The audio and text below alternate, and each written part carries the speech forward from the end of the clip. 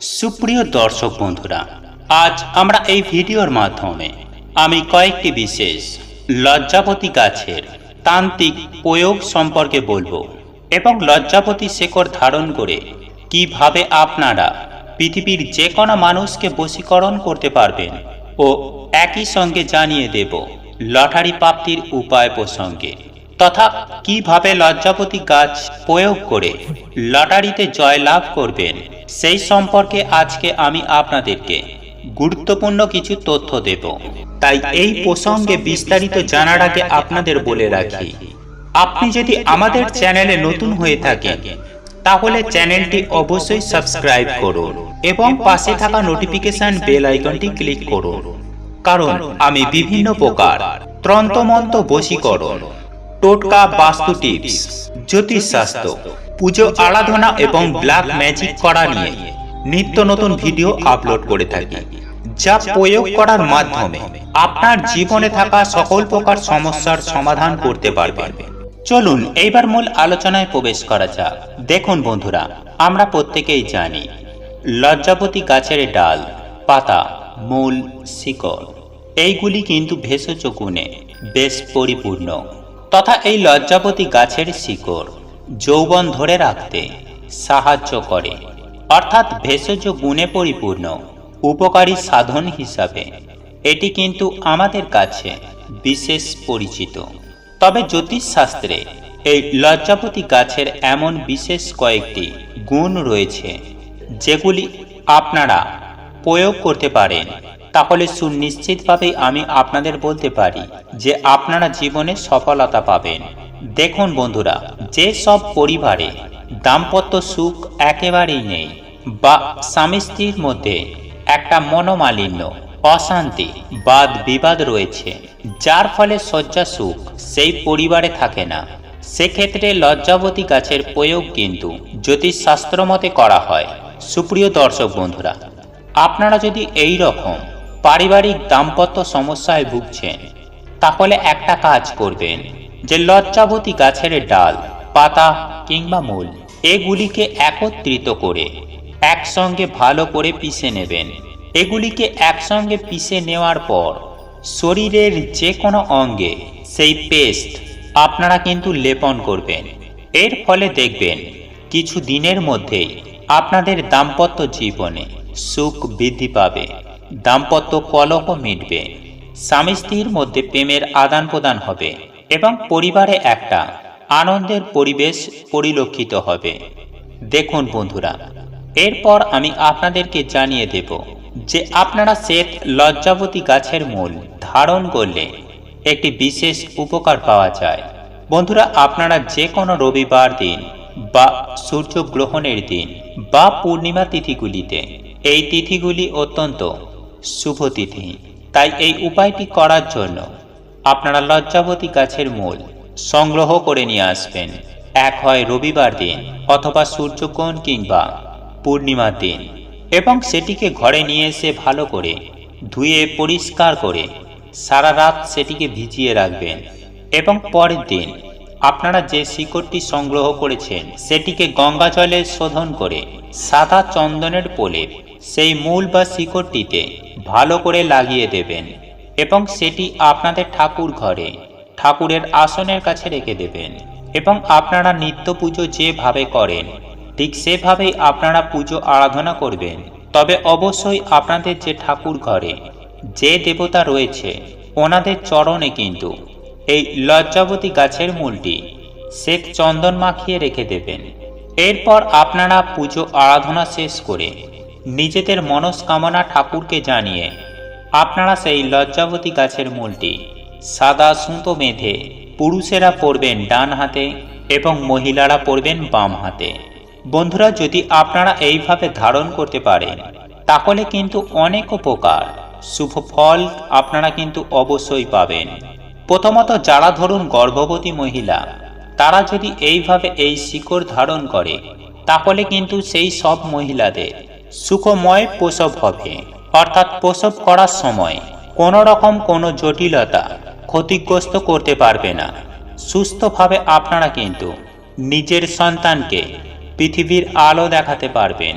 বন্ধুরা, যাদের ধরুন পারিবারিক অশান্তি চরমে উঠেছে বা দাম্পত্য কলহ রয়েছে, তারা যদি এই শিকড় ধারণ করেন, তাহলেও কিন্তু আপনারা জীবনে চরম সুখ লাভ করতে পারবেন।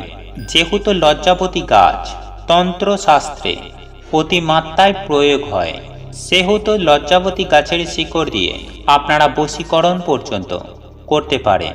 তবে আপনারা যদি কাউকে বশীকরণ করতে চান, তাহলে কিন্তু সেই মানুষটি আপনার জানা পরিচয় হবে। দেখুন বন্ধুরা, বশীকরণ কিন্তু সকলকে করা যায় না। যাদের সঙ্গে আপনার কোনো না কোনো সূত্রে পরিচয় রয়েছে বা যোগাযোগ রয়েছে, তাদেরকে কিন্তু একমাত্র এইভাবে বশীকরণ করা যায়।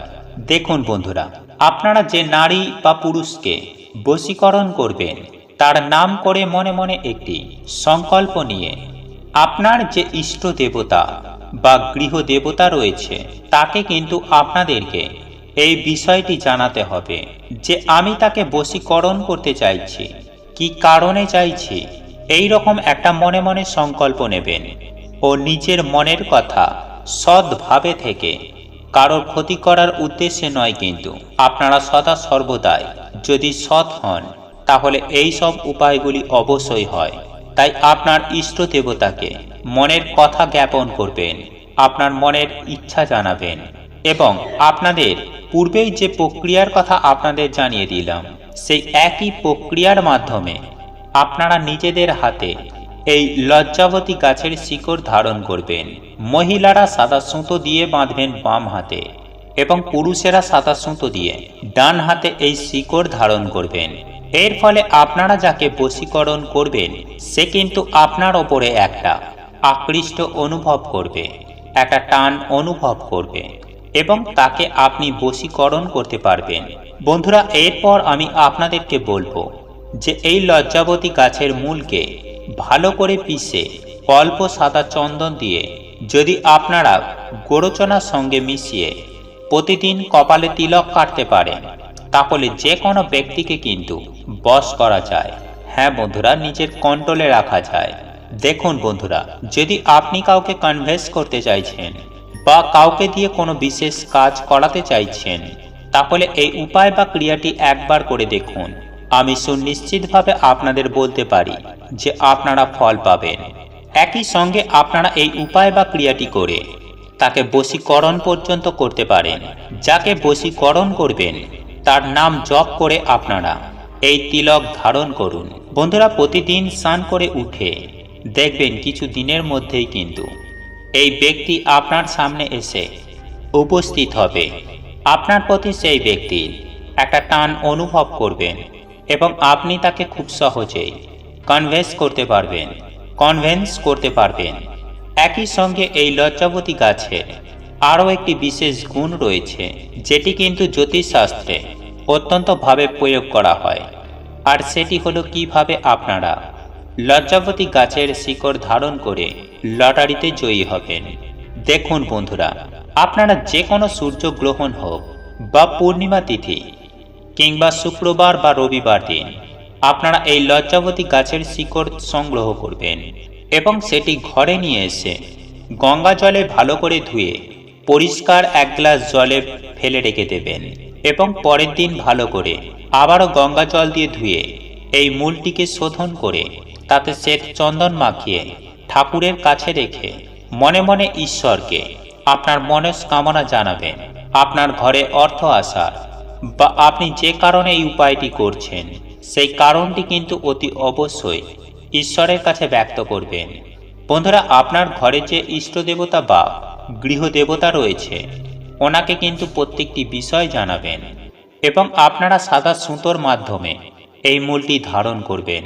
আগেই বলেছিলাম যে পুরুষেরা ডান হাতে এবং মহিলারা বাম হাতে ধারণ করবেন এবং একই সঙ্গে কিছুটা মূল সংগ্রহ করে রাখবেন এবং সেটি যখন লটারি কাটতে যাবেন, তখন সাথে করে ওই লজ্জাবতী গাছের মূলটি সঙ্গে করে নিয়ে যাবেন এবং আপনারা লটারির টিকিট কাটার পর লজ্জাবতী গাছের মূলের ওই রস দিয়ে আপনি যে লটারির টিকিটটি কেটেছেন, তার যে নাম্বার, সেটি যে কোনো ভোজ্যপত্রে লিখবেন, সাথে নিজের নাম এবং গোত্র লিখবেন এবং সেই লটারিটি ও ভোজ্যপত্র যেটিতে আপনার লটারির নাম্বার এবং নাম গোত্র লিখেছেন সেটি একটি খামের মধ্যে ভরে আপনারা আপনাদের ঠাকুর ঘরে ঠাকুরের চরণে রেখে দেবেন। বন্ধুরা, এই উপায় বা ক্রিয়াটি একবার করে দেখুন, আপনারা অত্যন্ত পরিমাণে লটারি পাওয়ার যোগ আপনার জন্মকুণ্ডলিতে সৃষ্টি হবে। আপনারা কিছু না কিছু অন্তত লটারিতে পাবেনই পাবেন। দেখুন বন্ধুরা, এই উপায় বা ক্রিয়াটি পরীক্ষিত এবং প্রমাণিত, আর অনেকেই এই রকম ভাবে লটারিতে কিন্তু অত্যন্ত হারে জয়ী হতে পেরেছেন। বন্ধুরা, আপনাদের এই ভিডিওটি যদি পছন্দ হয়ে থাকে তাহলে ভিডিওটি লাইক করুন, কমেন্ট করুন এবং বন্ধুদের সাথে শেয়ার অবশ্যই করুন। মনে রাখবেন, আপনার একটি শেয়ার অনেক মানুষকে উপকৃত করতে পারে। এবং আপনি যদি নতুন হয়ে থাকেন তাহলে চ্যানেলটি অবশ্যই সাবস্ক্রাইব করবেন এবং পাশে থাকা নোটিফিকেশন বেল আইকনটি ক্লিক করবেন এইরূপ নিত্য নতুন ভিডিও সবার আগে দেখার জন্য। ঈশ্বর আপনার মঙ্গল করুক। আপনি সুস্থ থাকুন, ভালো থাকুন।